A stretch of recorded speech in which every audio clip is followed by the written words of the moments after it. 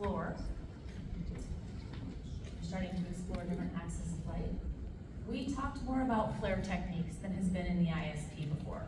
And we discussed the difference between a continuous flare and a staged flare. We've encouraged students before to find the sweet spot, but we didn't give them a whole lot of technique in the ISP. That was really left to instructors just to discuss with them. And we wanted to make that a little more robust. We felt like that was an area that really needed expanded upon.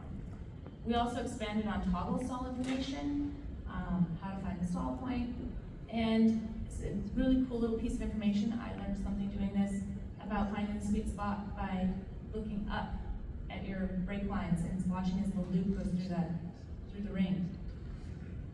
And then prior versions of the sim talked about an RSL, but actually I don't think anywhere in the sim, definitely not in the student section, there was no explanation of a MARD.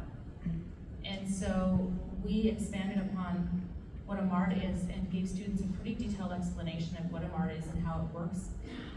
I know that there were several people that gave talks about knowing your equipment better, and this is our attempt to help students know their equipment better. And it's kind of in a later category because it's a little more advanced. And here we have an advanced, expanded spotting lesson. I know that commonly on drop zones would have asked you to calculate the opening point and wind drift. Even instructors weren't always comfortable with that, and that was one that often just got signed off.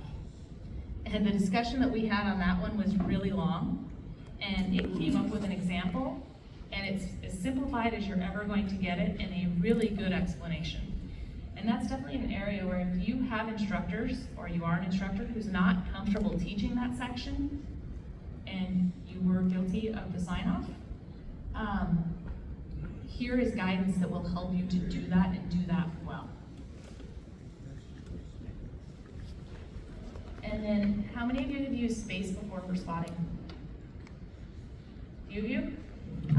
We gave an acronym to help students remember how to spot. This one is also courtesy of Jen Sharp. Skydivers, planes, airport, clouds, and exit light. It gives them 5 specific things to look for and helps them remember what they're doing when they spot. There's that really nice graphic for that. And hopefully as that language becomes more standard, I could have a student at my drop zone in Colorado that is maybe learning to spot on category E and then ends up with Sonic over there in category G, and he can say what is spotting, and he'll know when they are able to rattle it off that they've got a good understanding. And then down here, I don't expect that you can actually read that from back there, but this is part of that description I was talking about, that chart with that lesson on opening point.